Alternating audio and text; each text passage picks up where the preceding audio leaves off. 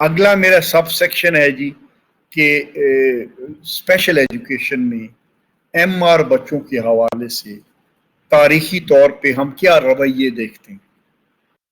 ایٹیچیوڈ دیکھتے ہیں، خاص طور پہ پچھلے 200 سال میں کیا ہوا، پچھلے 200 سال میں رویے کیسے بدلے، کیا ہوئے، کیسے بدلے۔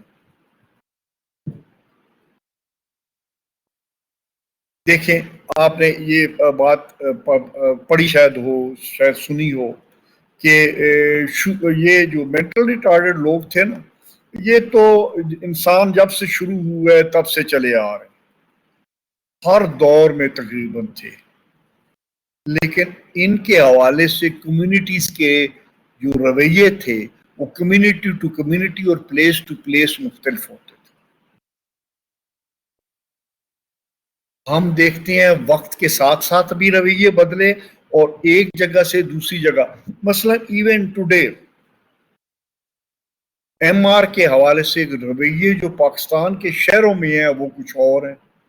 دیہاتوں میں کچھ اور ہیں۔ آج کی تاریخ میں کچھ دیہاتوں میں آج کل وہی رویے ہیں جو آج سے 200 سال پہلے ہوا کرتے تھے۔ ساری دنیا میں کیا کچھ لوگ ان کو جو ہے نا وہ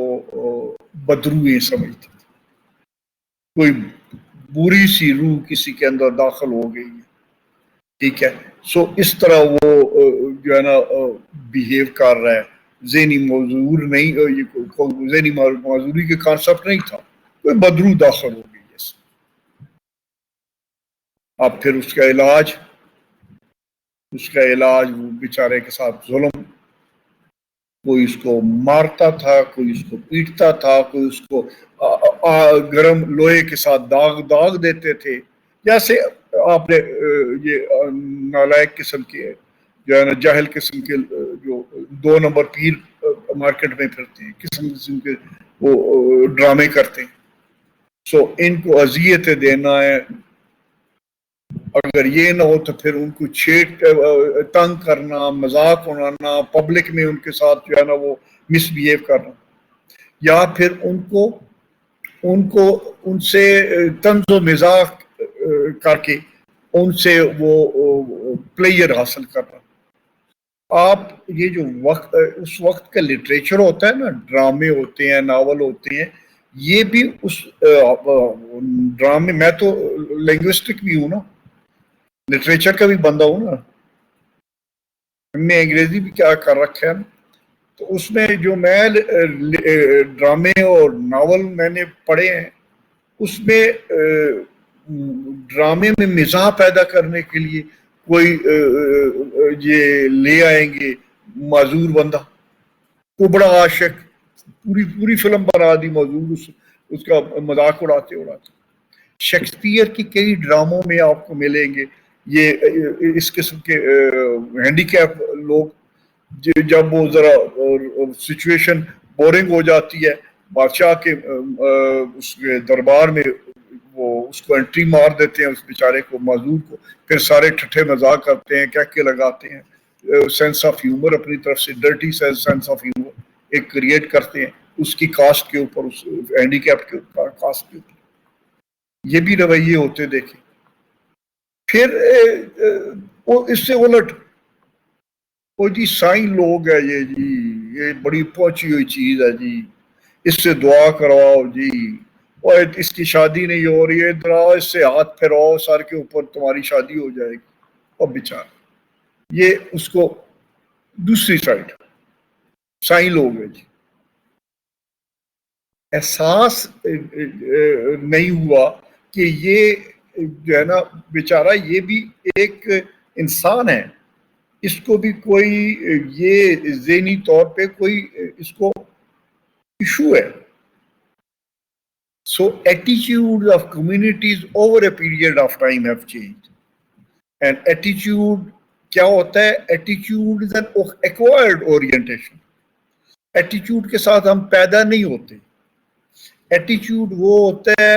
وہ beliefs ہوتے ہیں، وہ behavior ہوتا ہے جو ہم معاشرے میں سیکھتے ہیں،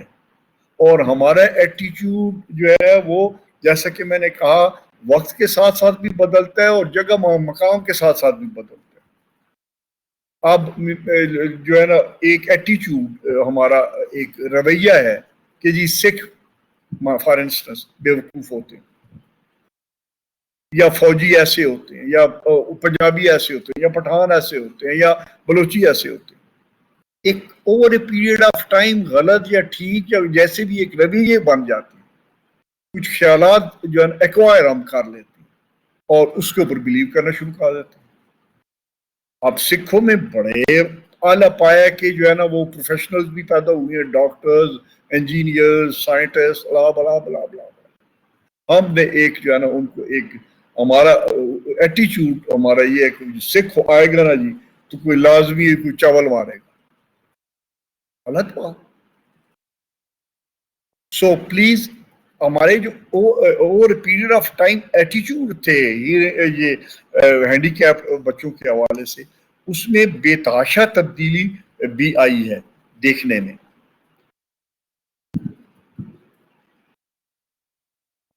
آپ یہ دیکھیں, آپ کو ایک slide history of mental retardation کے حوالے سے میں دکھا رہا ہوں. ارلی ہسٹری میں کیا ہوتا تھا کہ ان کو وہ سمجھتے تھے کہ یہ ان کو بس دنیا میں آ گیا ہے, اس کو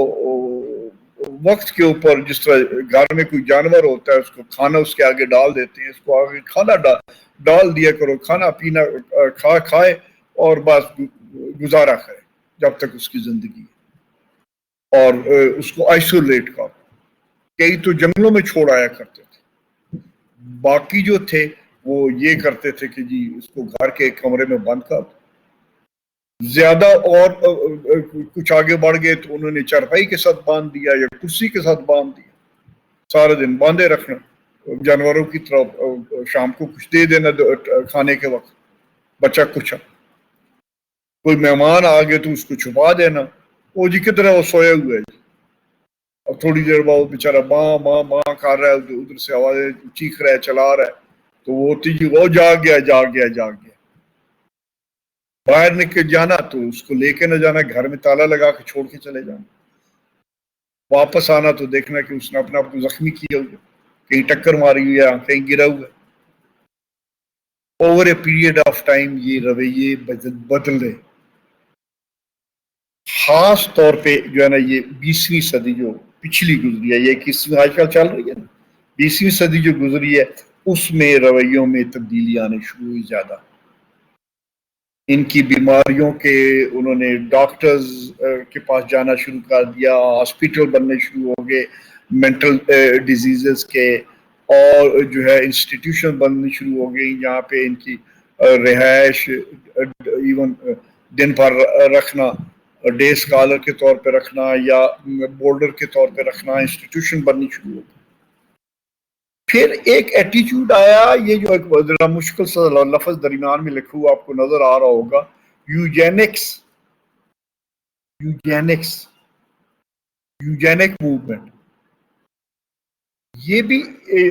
مینٹل ریٹارڈڈ کے حوالے سے آپ نے ایک مائل سٹون دیکھا کہ لوگوں نے کہنا شروع کر دیا کہ یہ جو بچے ہیں یہ جو ہے نا جینیٹک ڈس آرڈر ان کی مین وجوہات کے اوپر ہم پورا ایک دن لگائیں گے, 2 گھنٹے کا سیشن. اس وہاں یہاں میں صرف ہسٹری کے حوالے سے سرسری ذکر کر کے